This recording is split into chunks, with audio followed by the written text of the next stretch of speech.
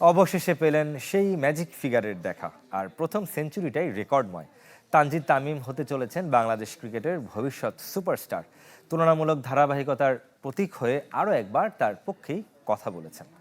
2025-এর মতো 2026-এও ছক্কার বৃষ্টি অব্যাহত রেখেছেন জুনিয়র তামিম। 7 ছক্কায় মিরপুর আর পাকিস্তানের বিপক্ষে গড়েছেন রেকর্ড। এবার নগদে পাচ্ছেন হেলিকপ্টার অফার, তাই কেনাকাটার পেমেন্ট নগদে করুন আর বুঝে নিন 2000 টাকারও বেশি ক্যাশব্যাক সহ হেলিকপ্টার রাইড। পেমেন্ট শুরু করুন আজই। 1080 দিন, প্রায় 3 বছরের অপেক্ষার অবসান। দীর্ঘ পথ পাড়ি দিয়ে আন্তর্জাতিক ক্রিকেটে সেঞ্চুরি পেয়েছেন তানজিদ হাসান তামিম।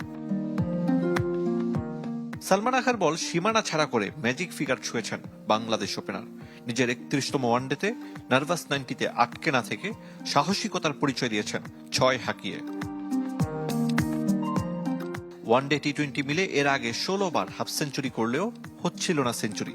হোম অফ ক্রিকেটে এবার আর আক্ষেপ নয়, তানজিদ তামিমের হৃদয় পূর্ণতা, বিশ্বাস আর নতুন অগ্রযাত্রার বার্তা। পাকিস্তানের বিপক্ষে 47 বলে 50 একই ধাঁচে খেলে সেঞ্চুরি পূরণ করেছেন সবশেষ ওয়ানডে সিরিজের সাইড বেঞ্চে থাকা তামিম।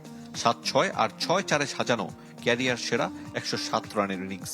পাকিস্তানের বিপক্ষে কোনো বাংলাদেশির সবচেয়ে বেশি 6-এর রেকর্ড। মিরপুরেও স্বাগতিক ব্যাটারদের মধ্যে সর্বোচ্চ। প্রায় 27 মাস আর 23 ম্যাচ পর ওয়ানডেতে সেঞ্চুরি পেয়েছেন বাংলাদেশের কোনো ব্যাটার। সবশেষ 2023 সালের ডিসেম্বরে সৌম্য সরকার করেছিলেন 169 রান।